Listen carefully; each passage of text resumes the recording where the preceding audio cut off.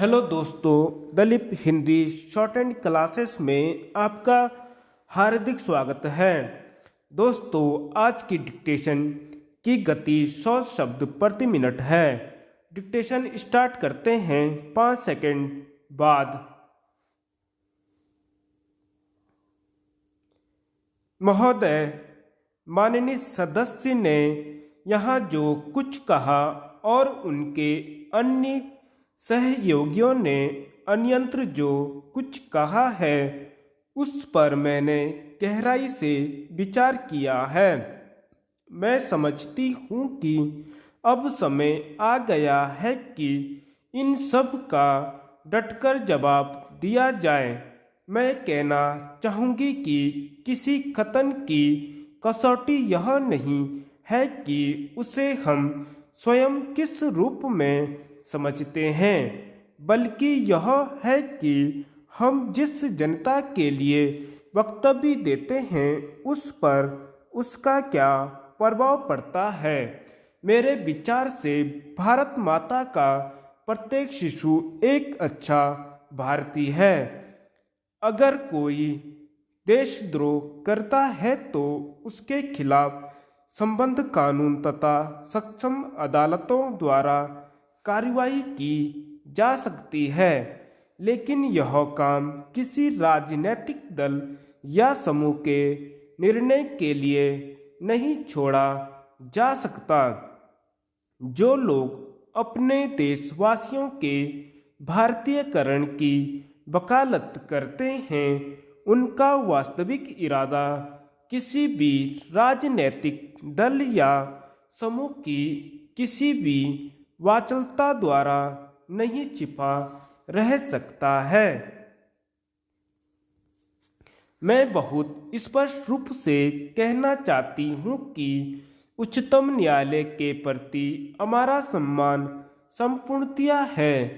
वास्तव में इस देश के प्रत्येक निवासी को न्यायपालिका के प्रति सर्वोच्च आदर भाव रखना चाहिए। न्यायालयों के अधिकारों की स्पष्ट व्याख्या संविधान में की गई है। यहाँ तक कि शासन के तीनों ही भाग विधायिका, न्यायपालिका और कार्यपालिका संविधान को बनाए रखने के लिए कृत संकल्प है। लेकिन महोदय, संविधान ने ही हमें कतिपय निर्देशक सिद्धांत भी दिए हैं। उन्हें कार्य रूप देते हुए निर्वाचन संबंधी कठिनाइयाँ उठ खड़ी हो सकती हैं। यह कोई नई बात नहीं है। हम पहले भी इस स्थिति से गुजर चुके हैं। भूमि सुधार आदि विषयों से संबंध हमारे अनेक विधेयकों को प्रतिकूलताओं का सामना करना पड़ा है और उज्जैन में मैंने इसी बात की चर्चा केवल एक छोटे से वाक्य में की थी। लेकिन जब कभी हमारे किसी अधिनियम को असंवैधानिक घोषित किया गया है तब हमने संविधान की सीमा में रहते हुए सुधार के उपाय किए हैं, क्योंकि प्रत्येक सजीव संविधान में यह क्षमता निहित होती है कि वह बदलती हुई जरूरतों और इतिहास की नई ताकतों का समुचित प्रत्युत्तर देता रहे।